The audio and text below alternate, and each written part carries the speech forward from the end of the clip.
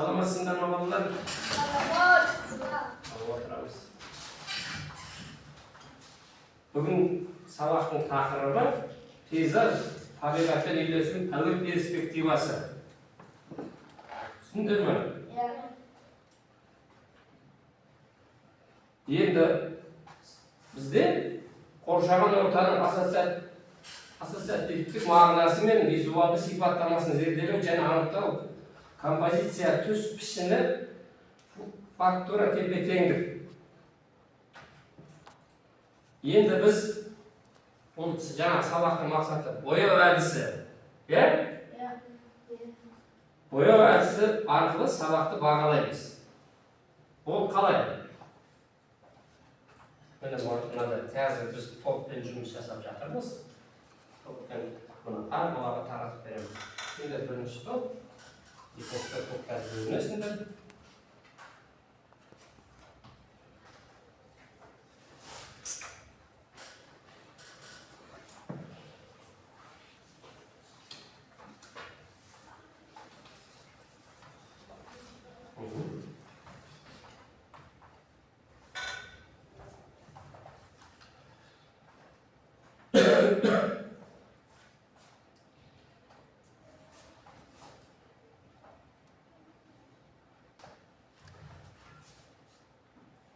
Балалар, егер онда не болар еді деген сұрақ туады.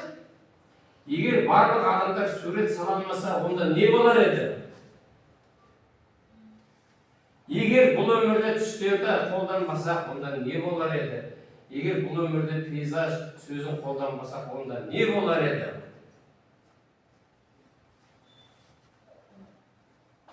Әлемде нет суреттер және нет бояулар болмаса, осы класста тек қана ақ, қара және сұр түстер ғана болатын еді. Жарайсың, отыра ғой. Егер бұл өмірде түстерді қолданбасақ, онда не болар еді? Егер түстерді қолданбасақ, бізде нет қара дейін, түрлі түсті қаламсаптар, маркерлер және бояулар болмайтын еді. Нет суреттердің бүкілі сұп-сұр ақ-ақ немесе қап-қара болады. Ал сурет сала алмаса не болар еді адамдар? Адамдар бір төрт бұрышты домалақ деген суреттер салатын еді. Немесе жай ғана дым жоқ дәптерді беретін еді. Немесе парақты дым сурет салынбаған. Егер бұл өмірде пейзаж сөзін қолданбаса, онда не болар еді?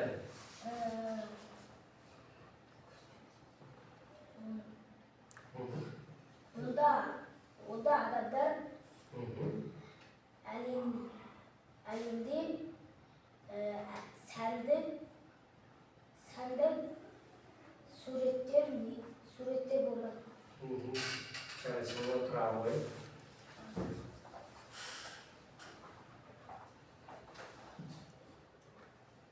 Енді біз екі топқа бөлінеміз. Екі топқа және ат қоямыз. Топтың аты, бірінші топтың аты жасыл табиғат, екіншісі көкжиек тынысы. Енді мына жерде балалар екі топқа бөліну үшін өзіміздің тобымызды таңдаймыз. Мына теріс қарап жатқан қағаздан әрқайсысың 8 оқушы, білім алушы. 8 қағаз таңдаңдар. Сонда өздерінің топтарыңды анықтайсыңдар. Кеңдер біртіндеп келіңдер, біртіндеп асықпай. Отыр. Келесі сен ал. Кел алады. Қырғаға тарта.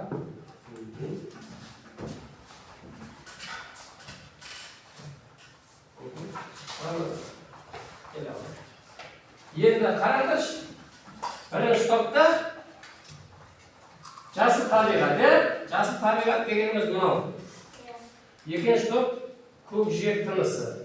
Екінші топтың атаны. Енді қағаздарын қараңдар. Кім жасыл табиғат? Ары қарай біз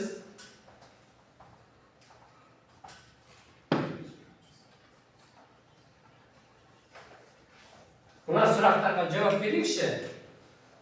Табиғатта отбасыларыңмен серуендеуге жиі шығасыңдар ма? Отбасылармен. Пейзаж дегенді қалай түсінеміз? Енді бірінші сұраққа. табиғатқа отбасылармен серуендеуге жиі шығасыңдар. Ол жерде сендер табиғатты қалай деп танисыңдар? Қалай деп танисыңдар? Көрдіңдер сендер әдемі отбасылармен саяхатқа табиғат аясында демалуға шығасыңдар. Сол кезде табиғатты қалай көрдіңдер? Көз алдыңа елестетіңдерші. Сол кезде сендердің ойларыңда қандай әсер қалдырды? Таулары жаз. Таулары жаз. Тау болды ма? Тау болды. Су болды ма? Жердің суы.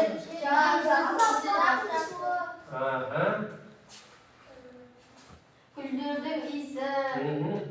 Мөлдірдің су. Ауасы қандай болды? Өте таза. Бұлақтың иісі. Өте орман. Көзге өздеріне қандай әсер қалдырды? Өздерің. Өте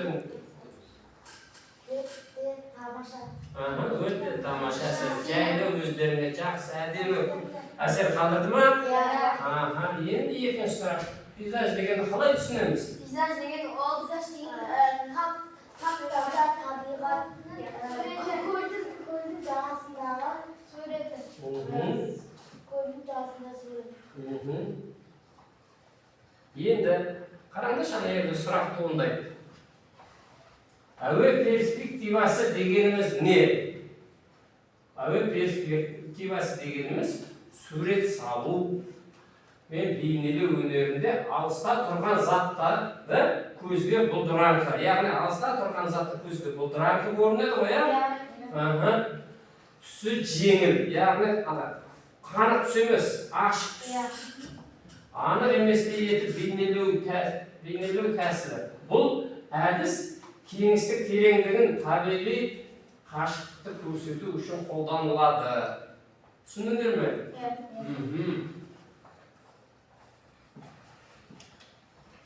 Енді мына жерде қараңдар. Жақын тұрған тау дейді, анық әрі қою түспен көрінеді, иә? Анау тұрады. Бер жағында тау анық қою түспен. Өзінің жақын тұрғасын шынайы көрінісімен көрініп тұр. Ал алыстағы тау, ар жағында тауларды қараңдаршы. Алыстағы тау көгілдір реңді, яғни аспанмен түстес болып көрінеді. Сәл бұлдыр болып көрінеді. Себебі ауа мен жарық алыстағы заттарды жұмсартып, олардың ішін көмескі етеді. Себебі ауа мен жарық дейді. Алыстағы заттарды жұмсартып, ауа мен жарық. Олардың пішінін көмескілді. Бұл не үшін керек? Суретте шынайылықты, кеңістікті көрсету үшін, яғни сурет көрерменге терең және кең болып сезіледі. Сурет жалпақ қағазда салынса да ол үш өлшемді кеңістік сияқты көрінеді екен. Түсіндіңдер ме?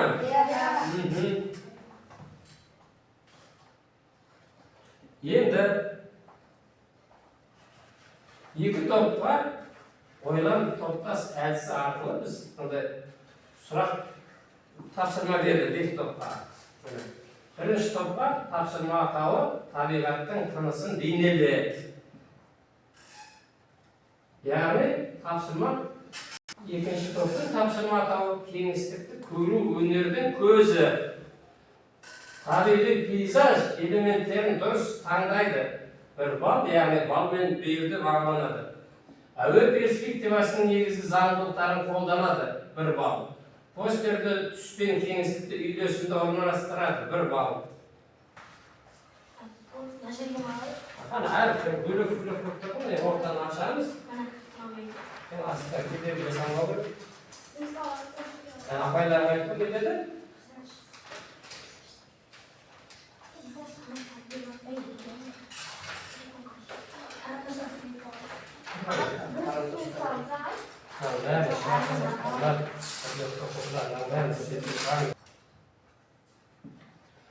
Топтарға байланысты бірінші топ өз тобына байланысты, жасыл табиғат, екінші топ көкжиек тынысы деген аттарына байланысты бір пейзаж сурет саласыңдар. Кәл бастаймыз. Кәл.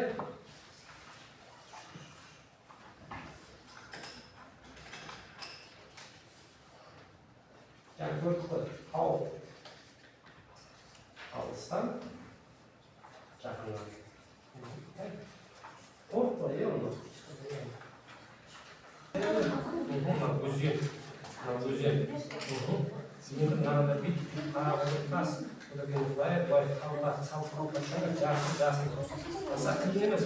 Nerede büyür tas. Kesto şuna ne var?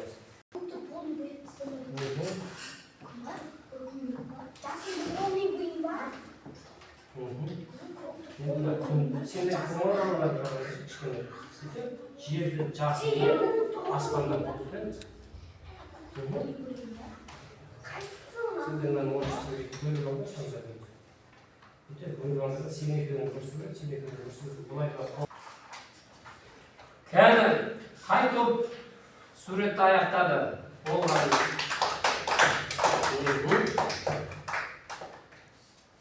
Жасыл табиғат тобы. Кәні шығамыз. Телефон райымызына жерге жіберді. Біздің топтарымыздың аты жасыл табиғат. Енді сіздер соған лайықты топтарыңыздың атына лайықты сурет салдыңыз. Енді соны айтып өздеріңіз соғылап беріңдерші. Мұны тас, мұны өзен деген сияқты. Мұны тас, тастар, бұның ішіндегі тастар. Көкті қандай сурет неге байланысқандарыңды көк түсті? Жасылды қандай? Ағаш, тастар. Жарайсыңдар. Екінші топ. Көкжиек тобы. Шығамыз кәні.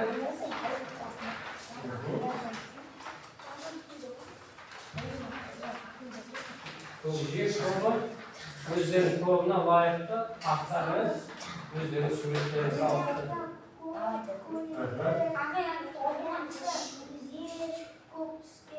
Сендер суреттердің аты не? Көкжиек. Көкжиек деген атпен сурет салыпты. Таулар, үстінде Қандай түсті, қандай табиғатқа байланысты, табиғатта қандай нелеріне байланысты салыпты? Көкті не үшін таңдадың? бұлттар және өзендер үшін. Тауларға да керек болған. Жасылды? Сарыны Сарыны? күміс суан. Жарайсыздар, болды отыра. Ал балалар, енді екінші тапсырма, жұптық жұмыс. Пейзажды салыстыр деді, кеңістікті сезін әдісі арқылы. Енді пейзажды кеңістік пен перспектива элементтерін салыстырып жазады. Бір бал, түстердің алыстау мен жақындаудағы өзгерісін дұрыс сипаттайды. Оған бір бал, қорытынды ойын дәлелмен тұжырымдайды. Оған бір бал. Енді міне, мына жерде өздерің пейзажды салыстырып, кеңістіктің сезін әдісі арқылы екі түрлі пейзаж бейнесі салыстырып, қай суретте әуе перспективасын нақтырақ қолданылғанын анықтаңыздар. Жауаптарыңызды кесте арқылы салыстырып жазыңыздар және қорытынды жасаңыздар. Міне, екі оқушыға бір тапсырмадан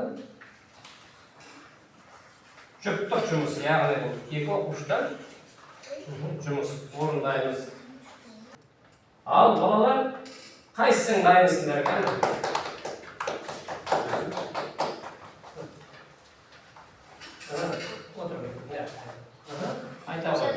Бұл жерде бірінші, үшінші, бесінші. Ал сары, қоңыр, көкшіл түстер. Ал үшінші сары, көк, жасыл, қоңыр. Ал бесінші жасыл, көк, қоңыр, қызғылт. Жарайсың, отыра қойсың. Екінші топ. Айта ғой. 1, 3, 5. Оқысы? Сары, көкшіл, қоңыр. Сары, көк, жасыл. Көк, жасыл, қара, қоңыр. Жарайсың, отыра ғой. Ал балалар, бізде үшінші тапсырма жеке жұмыс.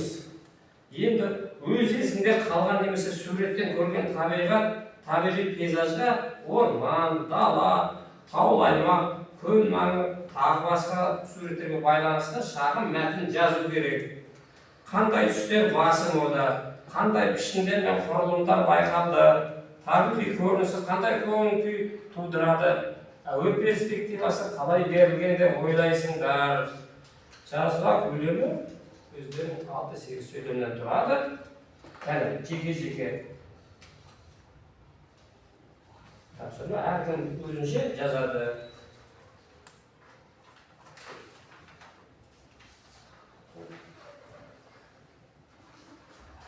Мына жолақтарға жазып шығамыз.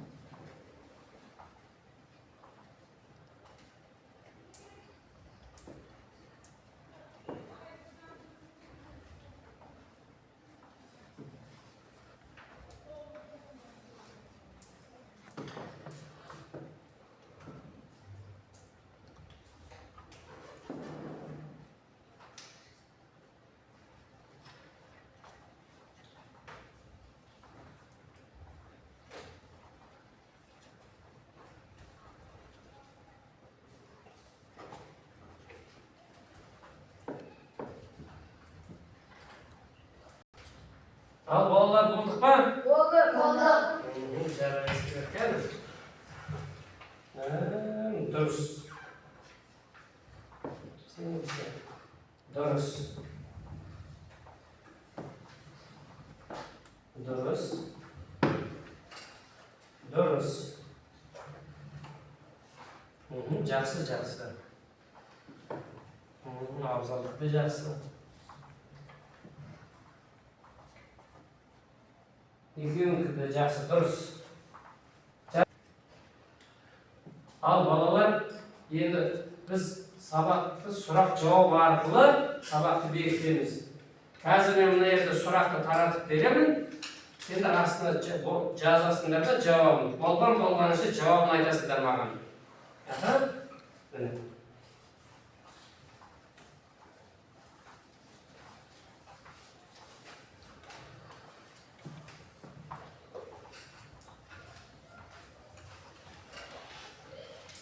Мінекей.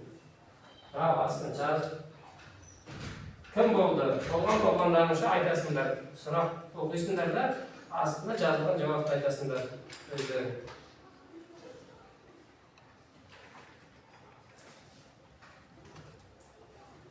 Пейзаж дегеніміз не? Оқысайшы жазғанында. Табиғат көрінісін бейнелейтін сурет немесе көркем шығарма. Жарайсың. Екінші сұрақ, Рамазан.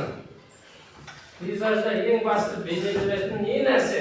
Табиғат, орман, тау, өзен, аспан, тағы да басқалар. Жарайсың. Екінші Рамазан тұра ғой. Әуе перспективасы дегеніміз не? Алыстағы заттардың көмескі күлгін болып көрінуі. Нұралы. Табиғаттың үйлесім дегеніміз не? Табиғаттың бөлшектерімен бір-біріне жарасымды көрінуі. Тоқтыра жарайсың. Қайқан. Композиция дегеніміз. Пейзажда қай түстер жиі кездеседі? Көк, жасыл, сары, қоңыр. Жарайсың. Ернұр. Композиция дегеніміз не екен? Суреттегі бөліктердің дұрыс орналасуы. Абзал. Жарайсың. Пейзаждың қандай түрлері бар? Қалалық пейзаж, ауылдық пейзаж, теңіз пейзаж, тау пейзажы. Жарайсың, отыра ғой. Дінмұхаммед, пейзаж суреті не үшін салынады? Табиғаттың сұлулығын көріну үшін. Жарайсың, міне оқушылар жақсы. Ал балалар, бүгінгі сабақта нені түсіндік, нені түсінбедік? Сол сұрақтар кері байланыс арқылы анықтаймыз. Міне қазір сендерге қағаз таратып беремін, соған сендер жауабын жазасыңдар. Не түсіндік, нені түсіндік, сабақ қалай болды? Әдісі арқылы кері байланыс жасаймыз.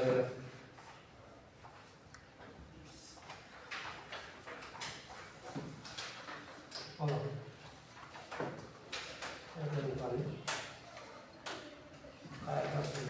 Sizden buradan yazarız, orandayız.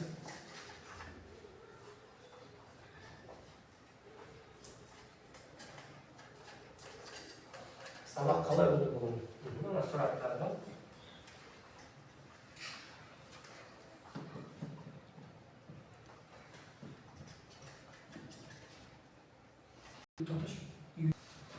Al balalar, yeniden berilgen tavsiyemi cinayet verirler öyle. Ulan bugünkü sabahta özlerini korkundan, özlerini kalay düşündüğünde, özü olsan sözünde oldu. Bugün sabah kalay mı olmuşlar? Endi sizlarga uyga topshirma, bir perspektivasi joyli bir surat solib beramiz. Ya? Ha, yaxshi. Sog' bo'lingizlar.